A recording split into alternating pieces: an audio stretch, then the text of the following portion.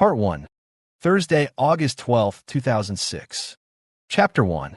Sweet Dreams, 5:58 a.m. Fluorescent lighting drenched the grocery store, and the two men walking down aisle 7 didn't appear to be shopping for anything in particular. Dustin, nearly 6 feet tall with dirty blonde hair, was wearing a red sweatshirt. Jack wore a blue jumper and stood to Dustin's left, near the center of the aisle. Jack's hair was short, the color of pumpkin pie. He gazed down the length of the aisle, transfixed on the vibrant tones of the two rainbow-colored walls of canned fruits and vegetables. No longer listening to Dustin's problems, Jack felt extremely relaxed. The brief moment of serenity evaporated as a familiar voice struck his ears, coming from an unfamiliar place, the store's intercom system. First, Jack looked around, baffled. Then he appeared to ask the ceiling its name. "Is that Bob Costas?" "Say what, Chief?" queried Dustin. "What, Chief?" Jack responded smugly, pausing for effect. After the confusion passed, Jack spoke first. I just heard Bob Costas describing us over the store's intercom system." "You're crazy." "Wait, did he describe you as a nerdy prepubescent?" Dustin heckled. "No," Jack glared, but continued. "You didn't hear him?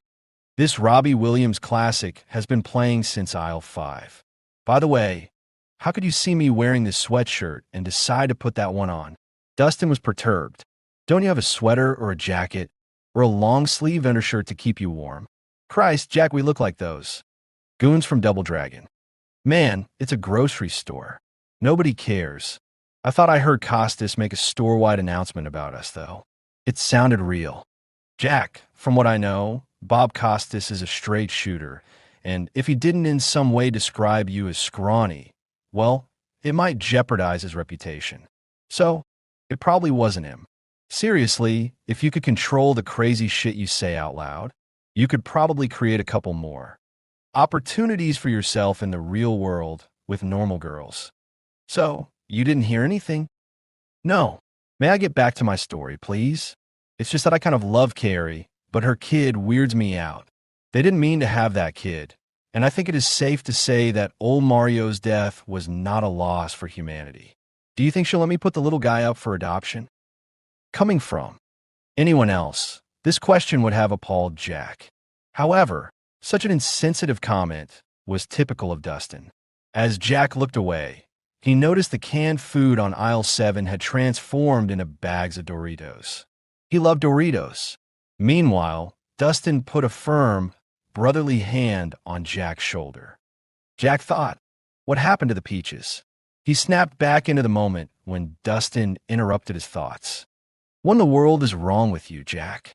I know I ask you that all the time, but have you lost your mind? Your eyes are jumping all over the place. More importantly, you're not helping me solve my problem here." Jack grabbed a shiny blue bag of Cool Ranch Doritos, opened it, and then spoke. "Okay, buddy, here's what I think. Haven't you noticed how bright it is in here? These lights are intense. You said that you kind of love Carrie. Do you realize you don't even respect her enough to stop getting other girls' phone numbers when we're out?" Jack paused and ate a single chip. Crunch. Then he continued.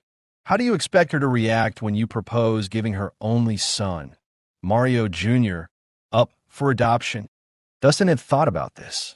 He jumped in, nodding his head eagerly as if he had a reasonable solution to the situation.